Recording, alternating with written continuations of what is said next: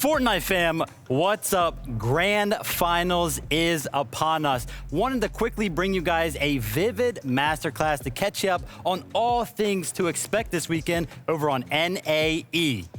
Now, of course, the most exciting thing when it comes to Grand Finals is that the 50 best duos on the region will come together to fight it out. All of their prep work, their positioning, their storm surge strategies, wherever they are landing, all in one lobby over the course of 12 games. Now, the most impressive thing is that every single duo playing this weekend has an effect on the lobby, how it plays out every single game, wherever the zone goes, and everything like that. And I really wanted to hit home and kind of explain how some of these teams will have such a large impact on how some of these games will play out.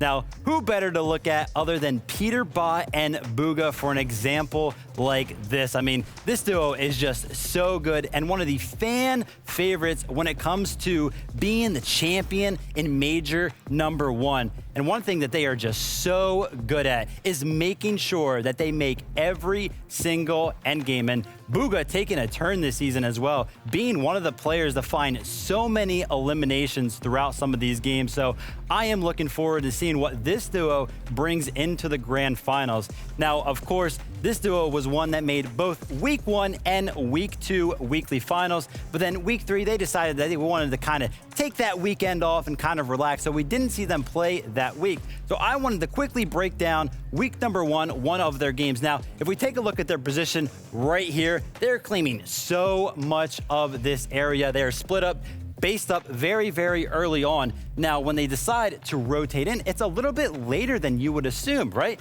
The storm starts to come in right behind them, but no, they don't actually go in the zone. They stay out there and they force all of those north teams. They're like, hey, listen, no, you can't come this way. And look at what this causes. Over at Anvil Square, 9 teams all congested up on that north side. Absolutely phenomenal stuff. Made sure that they made their rotation very, very easy to get into zone. Now, I mentioned Week 3, they weren't in Week 3. And luckily for us, we had a very similar zone to kind of break down the comparison here.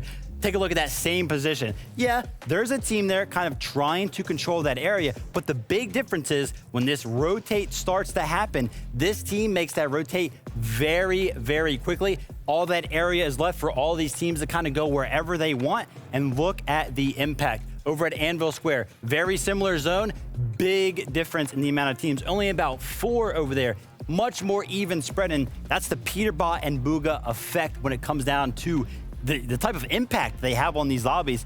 Now let's go ahead and make that comparison one more time. Here we have that game 1 from Week 1 again. Look at this, just the Peterbot and Bugha effect. Very, very similar zones. So I'm excited for this weekend because the top 50 duos on the region coming together, all of these strategies, the big impact that they have on the lobby. Whew, I cannot wait. Grand Finals, be there or be square. Beep, beep.